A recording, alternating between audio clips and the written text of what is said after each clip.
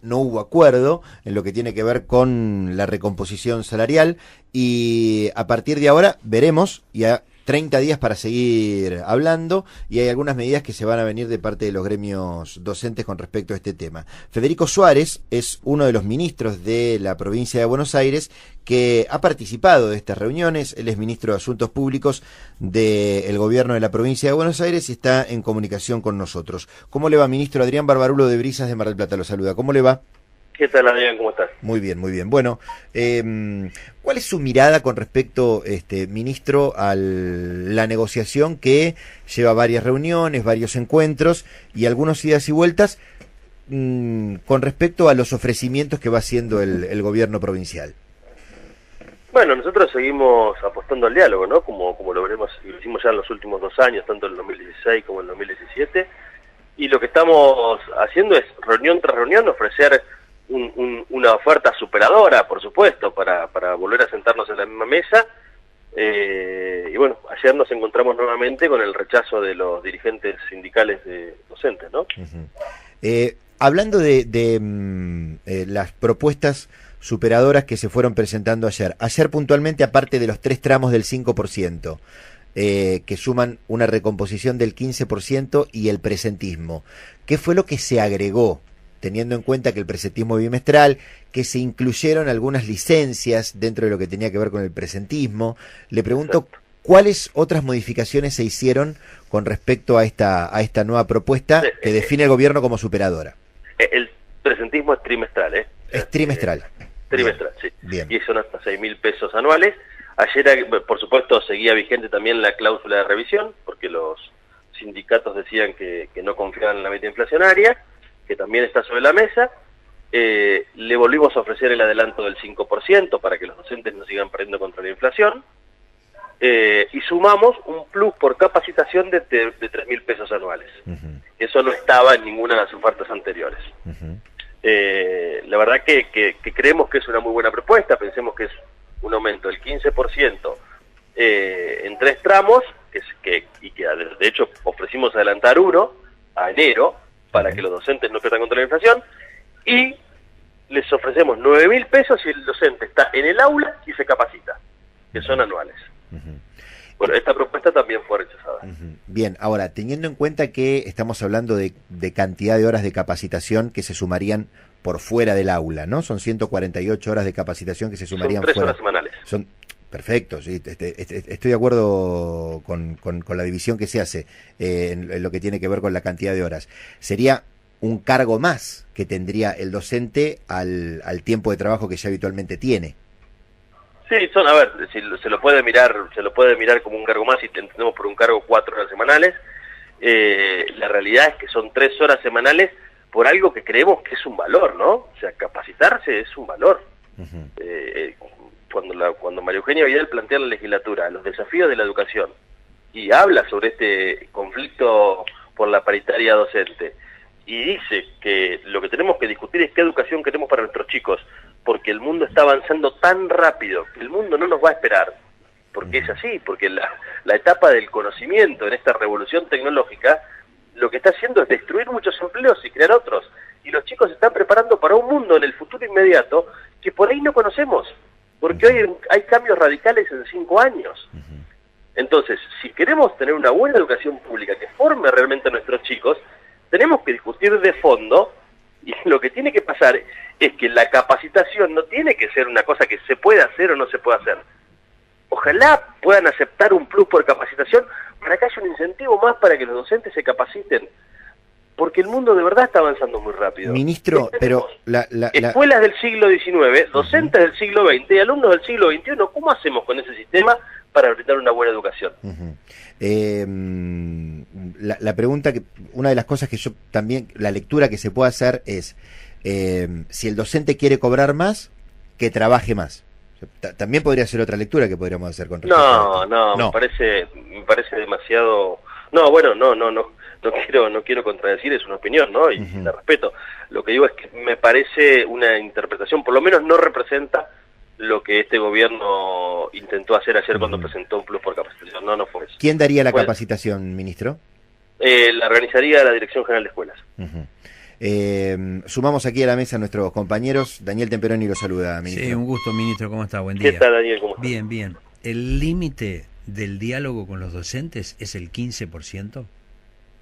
No, entendemos que no hay límite de diálogo. No lo hubo el año pasado con 17 días de paro, con 3 meses de discusión porque no querían aceptar o no entendían la cláusula gatillo, que al final es ahora lo que piden como condición sine qua non para acordar.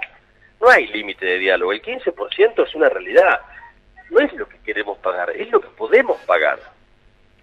Yo recién decía a un colega de ustedes, no podemos ser irresponsables con el dinero que es de todos los bonaerenses, porque no es nuestro, nosotros somos un gobierno de turno, estamos hoy, mañana no vamos a estar, y está bien que eso pase. Estamos administrando dinero ajeno, dinero de todos los bonaerenses. ¿Cómo nos vamos a comprometer algo cuando vos mirás tu cuenta y dices, mira, esto no lo podés pagar? No tenés de dónde. Entonces no podemos sentarnos en una discusión paritaria salarial y para no tener conflicto, para especular con no tener conflicto, para que digan, miren qué bien Vidal, cerró la paritaria del día 1, todo está perfecto. Pero ¿y si Vidal está diciendo que va a pagar algo que no puede pagar? Y si nos pasa como en 2015, cuando llegamos al gobierno en diciembre, Scioli había acordado una paritaria que después no se podía pagar porque no había plata para pagar sueldos y aguinaldos. Es muy fácil decir que sí. Lo difícil en un gobierno es decir que no, y mucho más cuando se trata de una demanda sindical sobre el salario docente. Ministro, qué fácil sería decir que sí. ¿Cómo se puede explicar si hay manera de hacerlo lo más sencillo posible para que todos lo podamos entender? Si el flujo de 42.000 millones de pesos que van a llegar a la provincia durante este año 2018, después del acuerdo con el gobierno nacional y la redistribución de fondos para las provincias, ¿cuánta plata de esos 42.000 millones de pesos van dedicados a la educación? Digo a la educación en contexto, no solo al tema salarial. Sí, a ver, yo lo que diría es, de ese flujo de 42.000 millones que muy bien señala usted, 3.500 aproximadamente, un poco más, son coparticipables, son en realidad 40.000 millones, que estamos en 37.000 millones, que están puestos en el presupuesto 2018, que son para el fondo del conurbano, que en buena hora un gobernador dio la pelea, porque los anteriores no dieron la pelea, y lo ganamos, y ahora es legítimo, y está, obviamente, fondo del conurbano. ¿A dónde creen que tiene que ir ese dinero? Al bolsón de pobreza más importante que tiene el país, a recuperar la dignidad del conurbano bonaerense. No puede ser afectado a discusión paritaria, pero supongamos que sí. La provincia tiene, aún con ese dinero que usted dice, 30.000 millones de déficit. Hoy, 2018, es ley, es presupuesto. 30.000 millones de déficit. ¿Por qué? Porque está invirtiendo. ¿Qué quiere decir? Que está haciendo obras. Scioli en el 2015 invertía 7.500 millones de pesos para el concepto de todo lo que hacía los UPA, lo que hacía de rutas, o por lo menos que decía que hacía de rutas. Hoy estamos invirtiendo 46.000 millones de pesos. 30.000 netos este año. Bueno, hablo también con la inercia. Ahora, eso es, rutas, obras hidráulicas, las 5 cuencas más importantes están muchas empezadas, no, todas empezadas y algunas ya por terminarse el año que viene. Las obras, 3.500 millones de obras de emergencia en el noroeste para que no se inunde la mitad de la provincia. Agua y cloaca, principalmente en el conurbano. La inversión en seguridad, porque hay que poner equipamiento para nuestros policías y hay que mejorar la capacitación porque se capacitaban 3 meses y salían con un arma a la calle. Todo eso es inversión, y es inversión pública, que no se hacía. Así toda la provincia tiene 30.000 millones de déficit. ¿Dónde está esa supuesta abundancia que el gobierno de la provincia tiene? Sí, ayer le mostramos a los gremios, y con esto cierro la pregunta, sí. La primera hora de la reunión le llevamos el presupuesto, porque estaban diciendo con ustedes, con los periodistas cuando hablaban, que la provincia tenía recursos y que los tenía que usar para mejorar el salario docente. Pero no hay nada que nos pusiese más feliz que tener los recursos para pagar todo lo que sea posible, lo más posible. Pero evidentemente, esos recursos no están. Les mostramos el presupuesto, número tras número. ¿Cuánto es el presupuesto de la provincia? ¿Cuáles son sus ingresos? ¿Cuáles son sus egresos? ¿Cuáles son los compromisos de deuda? ¿Cuánto se está invirtiendo? Y la respuesta fue que lo veíamos con nuestro prisma. ¿Cómo vamos a ver con nuestro prisma la aritmética? Entonces, en todo caso, pueden ir a revisar el presupuesto de la provincia de Buenos Aires, y cuando lo revisen, porque es ley, el presupuesto 2018 es ley, y ahí van a estar todos estos números. Ahora, hay que decir la verdad, y la verdad es que nosotros estamos ofreciendo lo que podemos pagar.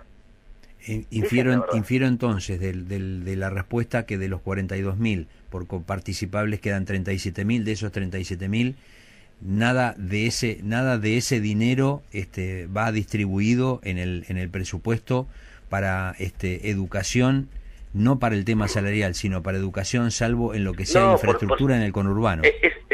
A ver, partamos de una base, el dinero en el Estado es fungible, ¿no?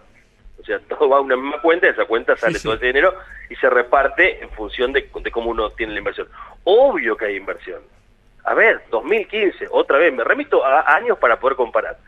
200 millones de pesos de inversión en infraestructura escolar.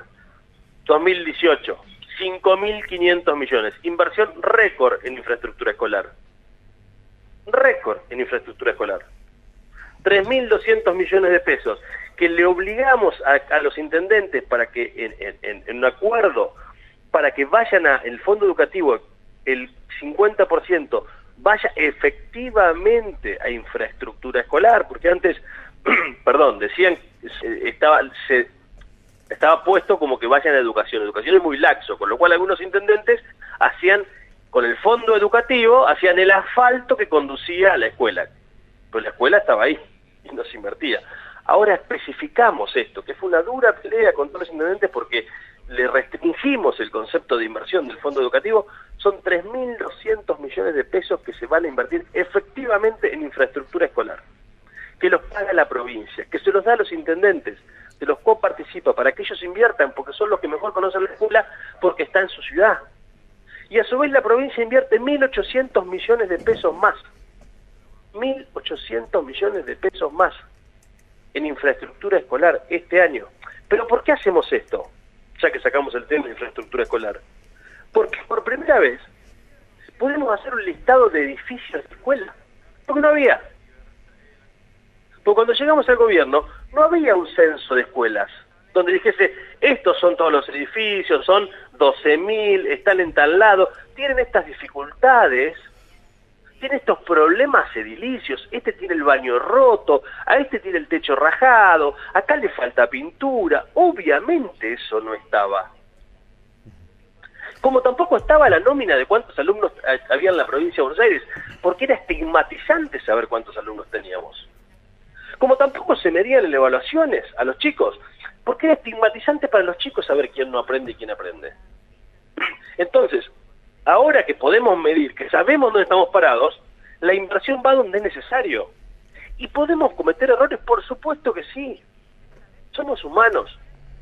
Pero lo que no podemos discutir es que hay un gobierno, y hay una gobernadora, que ha puesto prioridad sobre la educación pública.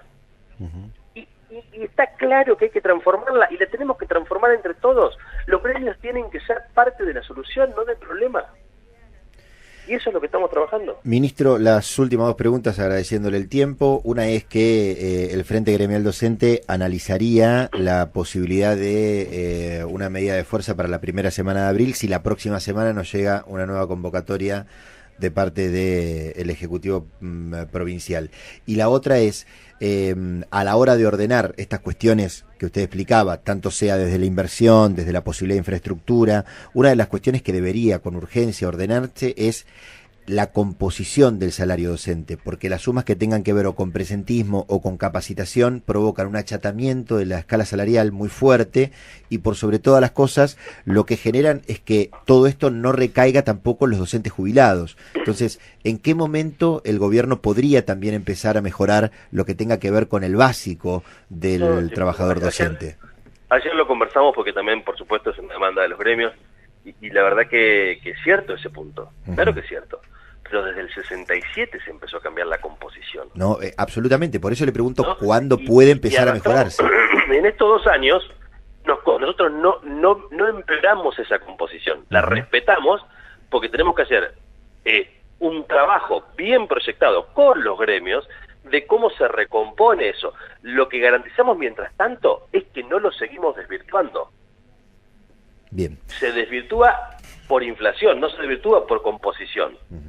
Con lo cual, lo que estamos trabajando, por supuesto, ayer fue un tema de conversación, y lo viene siendo, y usted tiene razón en lo que está diciendo, hay un compromiso de ir trabajando hacia, en el tiempo, llegar a reconvertir esto, pero fueron casi 50 años, ¿no? De una, yo le llamo en aquel momento una avivada, porque ¿cómo los gremios durante 50 años cerraron acuerdos paritarios así? Usted también tiene razón en eso que está diciendo con respecto a los gremios. Ministro, le agradezco el tiempo, ha sido muy amable. No, por favor, muchas gracias a usted. Un abrazo, hasta luego. Estábamos hablando con Federico Suárez, es el ministro de Asuntos Públicos del Gobierno de la provincia de Buenos Aires. El tema educativo merecía esta extensa charla.